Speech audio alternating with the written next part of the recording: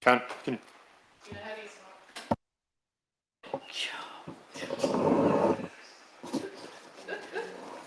Sorry. I will try and keep my mouth shut. I'll swap places with you, Nicole.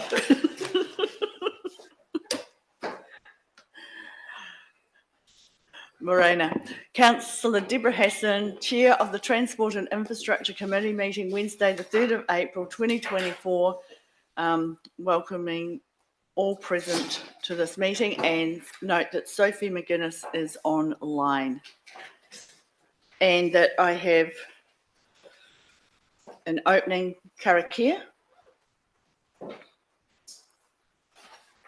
Whakataka te ho ki te uru, whakataka te ho ki te tonga, ki ma kinakina ki uta, ki matara tara ki tai, ia he eke ana te ata kura, here tia, here huku, here ho hu, ti hei mori ora. And welcome to the public who are online. Any apologies? I have one from the Mayor, Broughton. I have Councillor Miller for lateness. So moved. Okay, thanks, Shane. Seconder, Bob. All in favour say aye, that we accept those apologies. Aye. Those against? None. Carried. Is there identification of any extraordinary general business? None's been notified to me, so no. Are there any conflicts of interest for today's meeting? None's been recorded with me. No. Public forum, there's no one for public forum. Right, we have the minutes of our last meeting held Wednesday the 21st of February 2024. Are there any corrections to those minutes? None. Can I have a mover for those minutes, please? Lydia and Malcolm. All in favour say aye. Aye. Those against? None. Carried. Any matters arising that aren't on the agenda from those minutes that someone would like to bring to the Chair's attention, please? None. Chairperson's report. I'm going to take my chairperson's report as read, as it leads nicely into Tim Mason, the Executive Director of Transport and Infrastructure's full report. So are there any questions on my report? Phil. Yes. So you make a comment in your report about the Transport Minister's comments.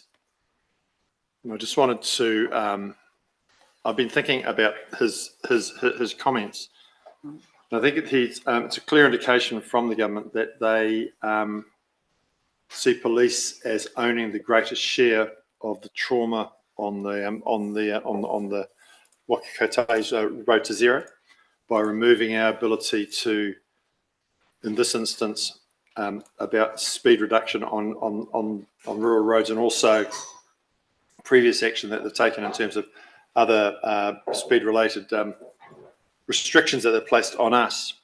I think that this leaves us with no option but to put pressure on police and the Transport Agency to maintain their level of enforcement and if anything, up it, particularly around speed, as we know that speed is the leading behaviour that contributes to serious injury and death on our roads. So I guess I just wanted to highlight that it's interesting that the government's come up with that stand, and I believe it further removes councils from their ability to actually set their own speed limits.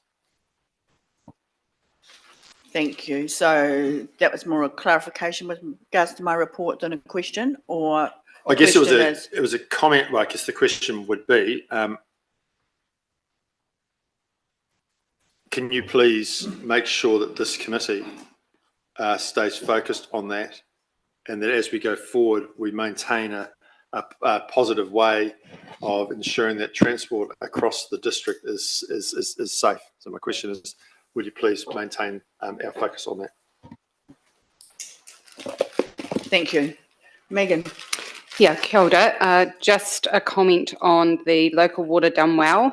And in the report, it talks about how the co-governance model introduced by the previous government has been abandoned, and that any future iwi involvement will need to be via the council's adopted iwi participation model.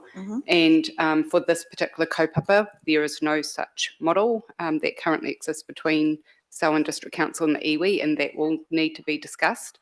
And so I'd recommend that we take the conversation offline to see how that can be achieved. Okay, so you'd like that to be brought up in PX for a discussion, or at a paper at a later I think date? it's for the potentially the chief executive to talk with maybe the chief executive of Kututakapini, or get some advice around that. Yeah. Yes, you can speak. Thank you, Megan. You're absolutely right. It is part of a broader conversation that needs to take place, and I think that we have the opportunity to do so on the back of Ngāi Tahu's kind offer and extension of partnership at the local LGNZ Sector 5 and 6 meeting of working together. So I think we have that opportunity, and I'm aware that the Mayor is writing to Ngāi Tahu following their subsequent offer. So I think that we will see some progress there, and it will be fed back through to this committee. Thank you. Lydia? Just talking about your land drainage workshop that you attended, is there any information to be shared from that, or is it a PX workshop? For instance, like Aqualinka, was there a report from them just of particular interest in the Upper Selwyn area with the small land drainage rating areas we have there? Yes, just to let you know that the small land drainage areas are represented, do have a representative on the working party. It was just basically a workshop to gather everybody's information to actually understand how each land drainage system currently works, and to tap into a lot of local knowledge from the chairs that have been chairs and involved in those committees for a long time. And it's so important to make sure that we get documented all of that information so we can form some sort of cohesive asset management plan going forward, or how it will feed into our One Water strategy. So it was actually a brilliant workshop, probably went over time, but the information from the people who were there, gathering that information was really valuable. But that's it.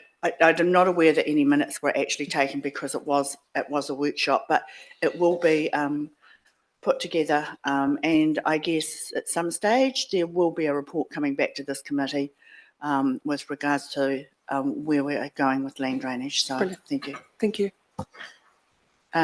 Sophie, have you got any questions that you'd like to say about you also attending the land drainage workshop? No, not really. It's an ongoing process, as you say. It's around land drainage. In terms of the upper catchment, the only land drainage that I know of is the Wairiri Valley up there. But yeah, it's ongoing. And when there is a report to present to council, I'm sure it will be provided. Okay, thank you. Right. No further questions. Can I have a mover for my report, please? Elizabeth, seconder, Shane. All in favour say aye. Aye.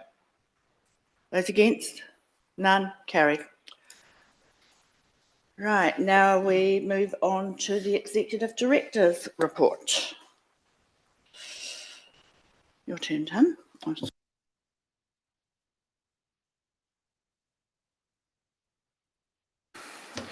Would you like me to run through it or just go to questions? Just highlight issues might be a good idea. Right, okay. So we've spoken at length around what we're doing around our forward work program. So a couple of key pieces of work there. We're interrogating the program as it currently stands in the LTP and challenging that. The bigger piece of work is around our carry forward program. So we're spending some time understanding what projects sit in that carry forward total of 118 million. There's a fair bit of work to do in that space. We're looking at bringing a proposal to council in regard to what we think should stay in that carry forward program, what we think should be removed. The way we're going to approach it is apply some criteria to it to help make those decisions. So I would expect in the next few weeks we'll be able to confirm with you a date where we can bring that proposal to you. The Three Waters reform. So I guess I'm just trying to give you a bit of information here around where the condition of water assets sit at the moment, comparative to some of the other councils. So we're in a really good space with our water assets, as you can see. They're reasonably new, low leakage. So I guess when you consider our position around our water assets, we're in a better position than most of the other councils in the area.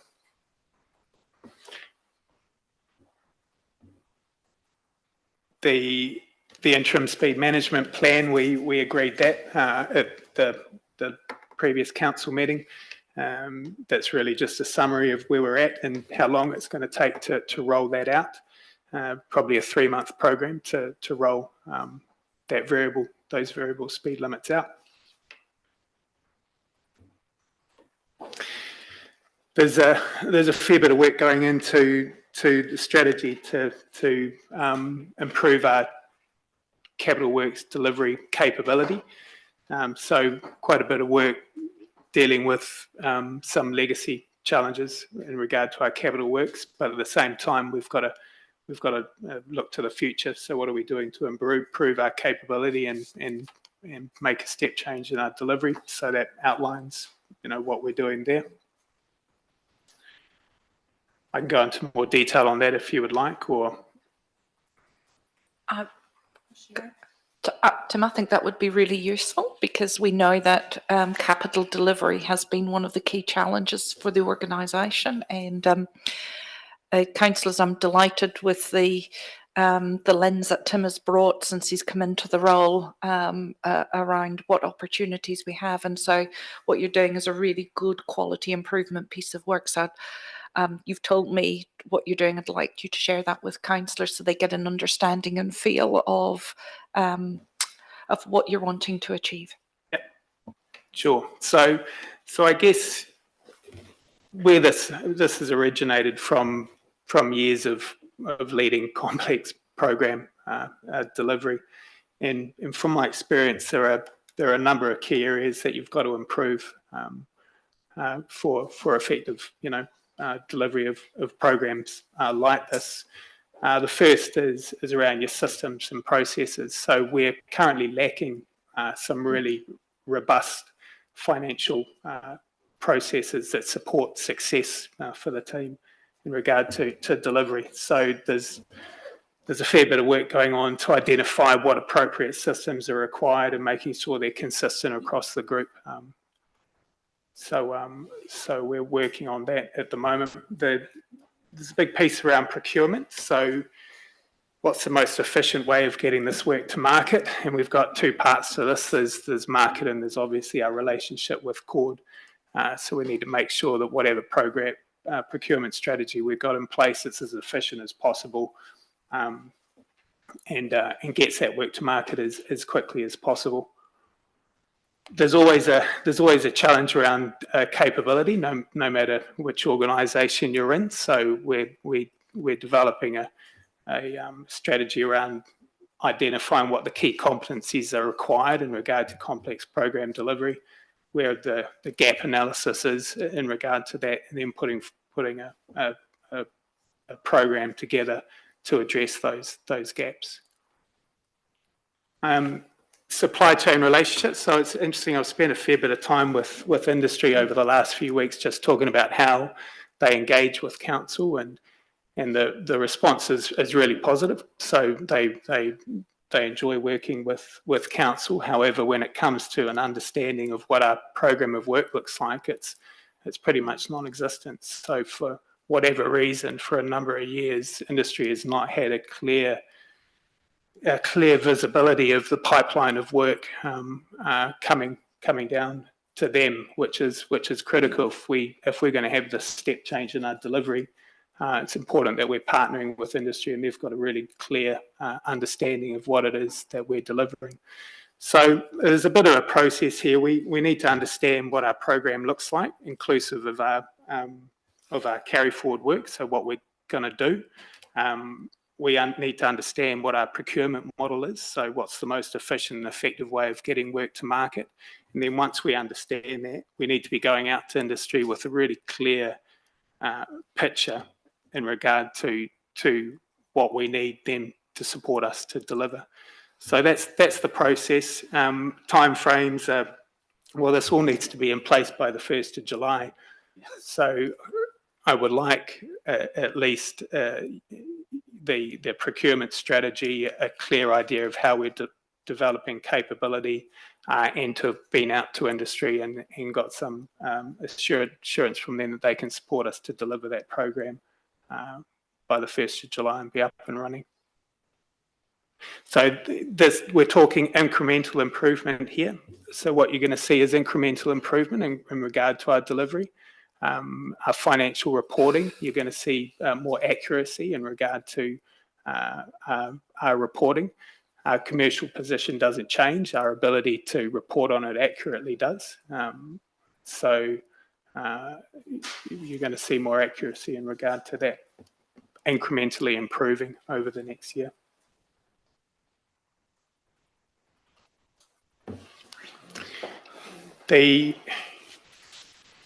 Any questions on that? Any questions? Shane. Kia ora, Madam Chair. Tēnā rā tātou katoa. Te whare uti nei tēnā koe. Thank you very much, Tim. I'm presuming a lot of the questions that I have will probably be further answered in the public excluded part of the committee today. You spoke about procurement and providing forecast stability for those that we deal with to see into the future, basically, of some of our capital projects. And had that been in place already, having lacking of that, do you think we wouldn't have found ourselves in the position we have today with the amount of carry forward? And by implementing it as soon as we can, it'll go a long way to getting ahead of it, and then locking in some of the potentially locking in some of the costs ahead of time.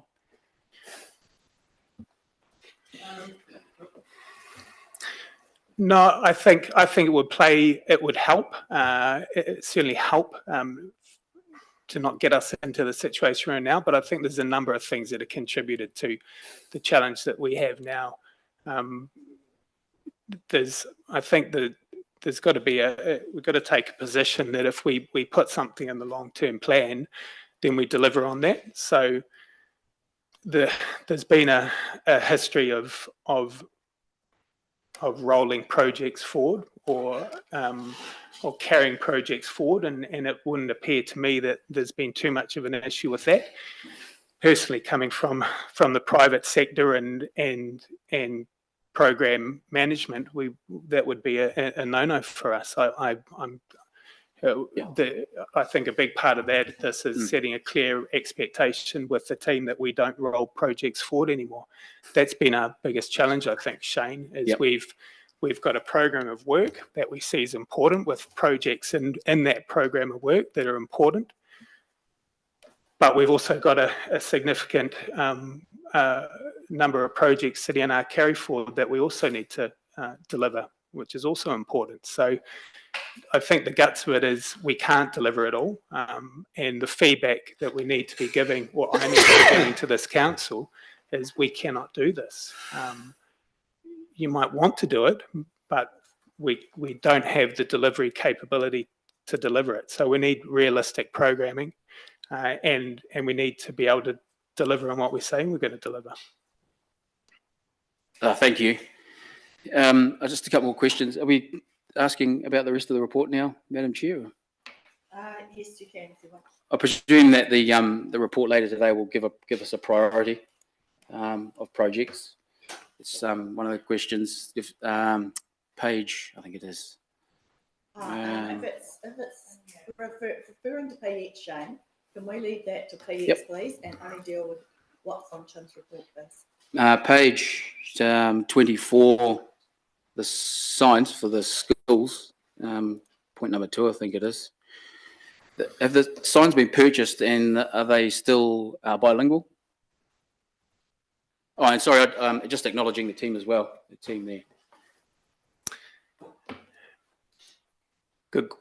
Good question, Shane. I can't answer that right now, and Gareth isn't here to be able to answer that either. Okay. But I'll take that away. I'll come back to you. Thank you. Megan? Yeah, kia ora. In regards to the capital works delivery strategy, are you also going to be thinking about how you report to this governance table? Because other committees have talked about like a traffic light report. And for me, that would be really helpful if we had a report. Well, first of all, deal with the projects that we're not going to do. And then when we agree on the projects that are going to happen, it would be really good to have some type of traffic light report that tells us if it's on time, on budget, and any issues. Yeah, absolutely. And that's what I would be used to delivering to a governance group. And that's part of the reporting and the improvement in our financial reporting. At the moment, we're not in a position, and we don't have enough detail to be able to provide that level of accurate reporting. But I would expect that we could get to that pretty fast. Sharon, can I ask that you provide some more information on that question, please? Yeah, in addition, Megan, I think we've talked about it earlier or previous meetings, that we want to enhance the reporting through to finance and performance. So what's happened previously is different performance reports have gone to different committees. We actually want to collate it under the finance and performance meeting. So we're reporting back on as much of our organisational performance in one place, so that we can have a really good give governors the chance to have a good thorough interrogation of how we're performing against our LTP and strategic plans. And I only had one more comment just on the speed management plan to just say that Tomitu had a really good outcome with that.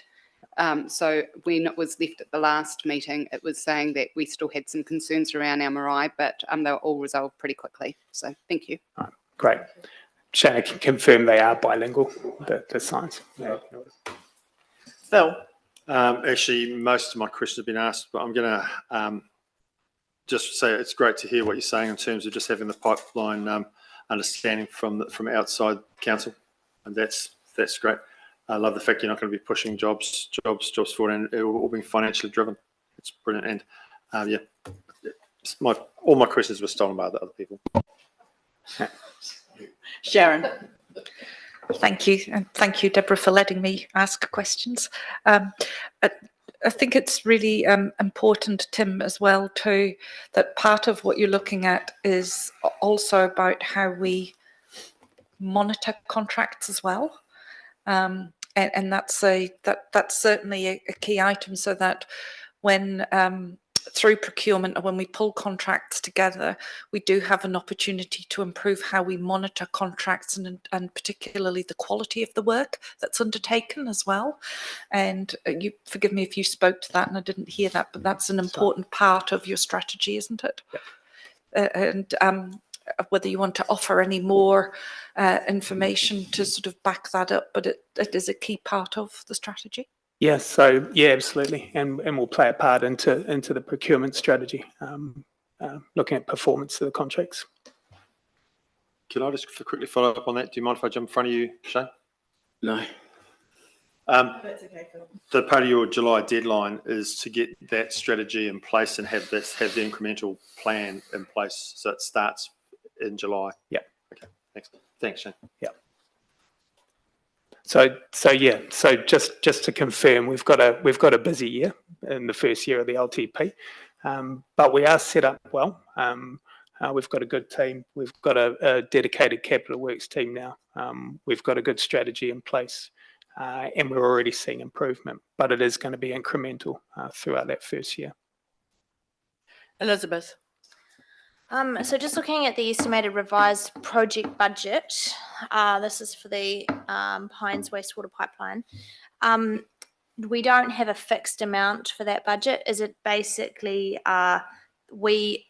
we absorb any additional costs that occur, so the contract is not bound to a set rate? Kamal, is that the case? It varies, so it depends on the project and what comes out as a variation and what's feasible. So it goes through a determination, but the engineers have to send it. But it's still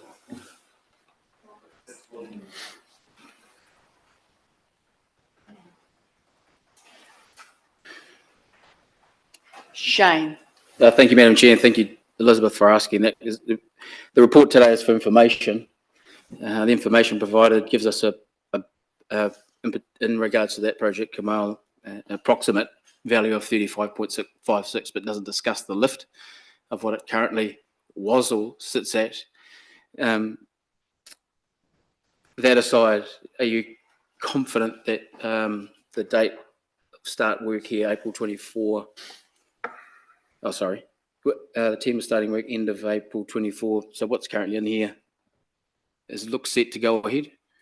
We're on track now? We're just progressing through the consents.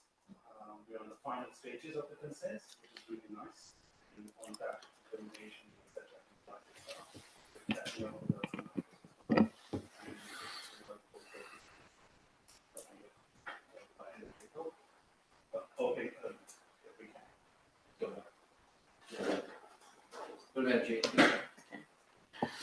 I have one clarification, and it's also on the Ellesmere Pines wastewater pipeline.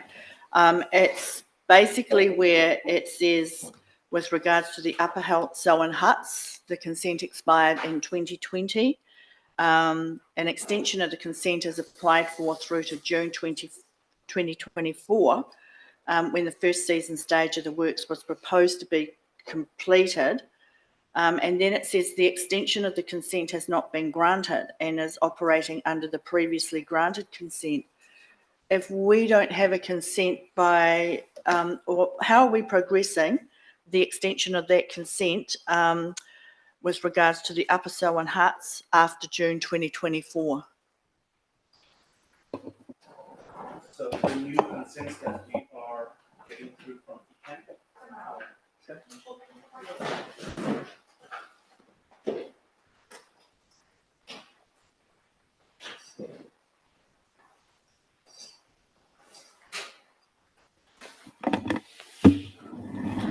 Apologies for that.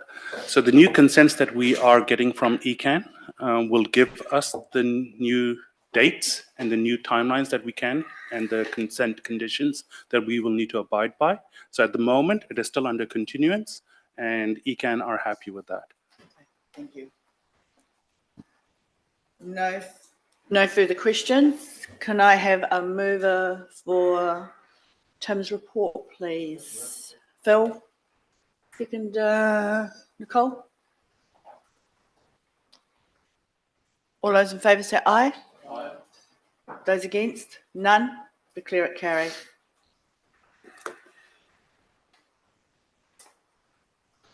Now the next part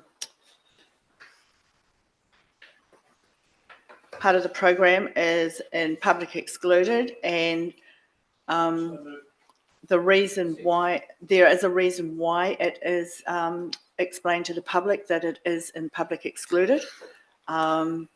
And I'll have a mover and a seconder. We have Malcolm and Nicole. All those in favour say aye. Aye. Those against? None. Declare it carried. I'd just like to thank those members of the public who have turned on their computers or live streaming, and